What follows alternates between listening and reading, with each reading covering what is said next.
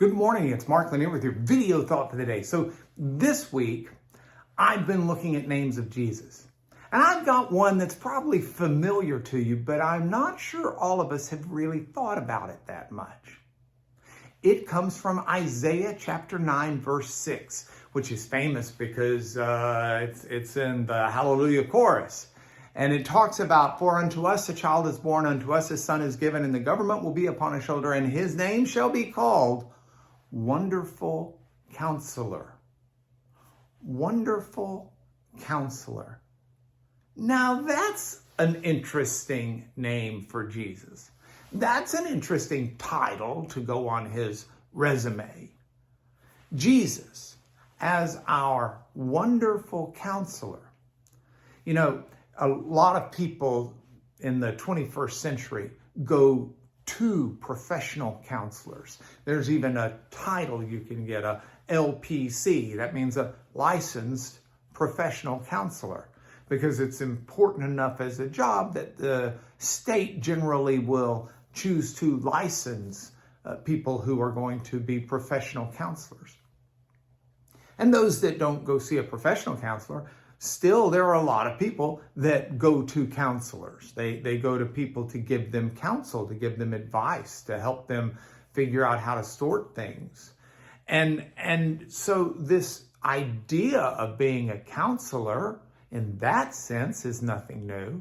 But you might say, yeah, but I mean, that to me seems 21st century. Well, actually, it's not.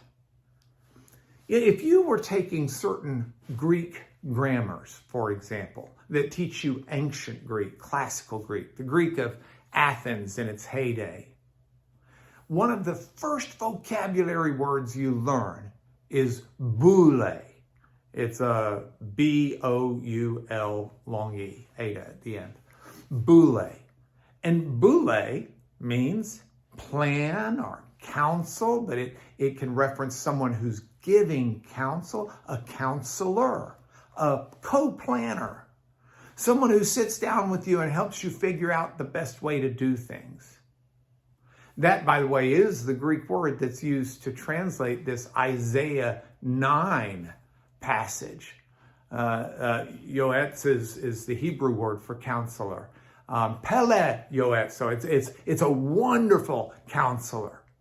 See, when we consider God as a counselor, Jesus as our counselor, when we go to him for advice on what to do, how to do it, when to do it, where to do it, when we seek out Jesus as our counselor, we're not just getting so-so counsel.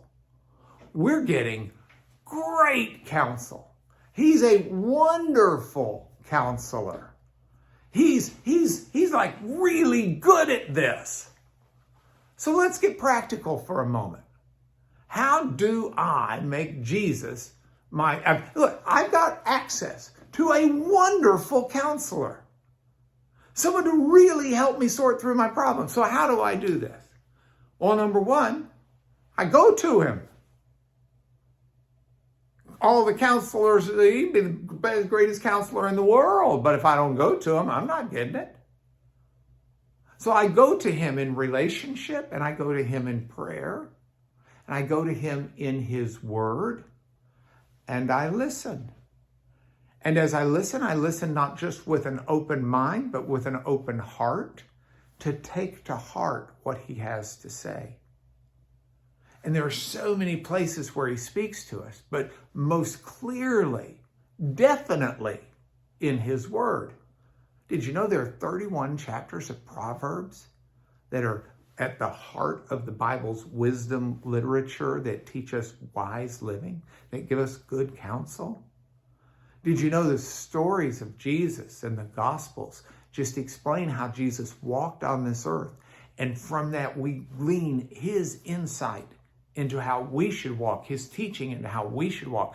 We can go to the most wonderful counselor there's ever been and get the best help for our plans and our day, the best counsel we could ever get. Why do I choose so often then to go it alone? So So here's what I'm doing today, my video thought for the day. I'm taking all of my issues, needs, wants, desires, opportunities. I'm going to talk to my counselor about them.